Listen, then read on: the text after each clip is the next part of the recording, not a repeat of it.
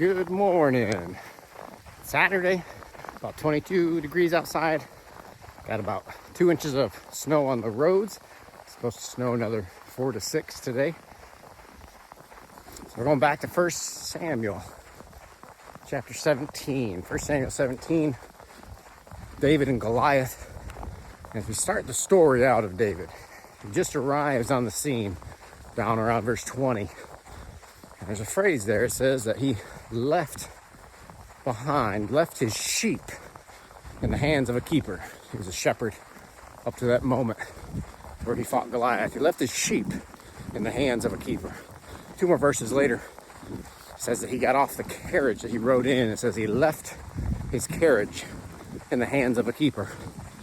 Both of those things tell you, at least spiritually speaking, to get to Goliath, David had to leave behind his past. He had to leave behind not only his past, but he had to leave behind the road that got him to where he was. He didn't abandon him. He didn't hide from his past. He responsibly handled him and closed that chapter of his life, and he left him behind. And that's not all he had to leave behind. David had to leave behind his fears and his doubts when he saw Goliath down there on that field. 10-foot tall giant, monster champion. He had to leave behind his fear and doubt. No, the Bible doesn't say 365 times to fear not. At least in the King James, it says it about 63 times, fear not. But that's what God doesn't want you to do. He doesn't want you to fear the future, fear the unknown. It's natural for us. He had to leave behind his fear. He had to have faith. He had to leave behind his self-doubt. He didn't have to have self-confidence. Don't be silly. He had to have confidence in God. You're reading that story, how his brothers came and accused him and hated him. And you know what else he had to leave behind is he had to leave behind the opinions of his friends.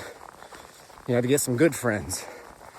He had to leave behind the opinions of his family. And he had to find God's plan, and he had to have the faith to do it. Corrie ten Boom is a Dutch Christian. She fought to save Jews from the Nazis. And she said this, she said, never be afraid to trust an unknown future to a known God. Those are words to live by. Hebrews 11 says, wherefore seeing we are compassed about with so great a cloud of witnesses, let us lay aside every sin and the weight which doth so easily beset us, and let us run with patience the race that is set before us. David could only run his race by leaving behind his past, leaving behind the road that got him to his present, by leaving behind his fears, his doubts, and the opinions and thoughts of others.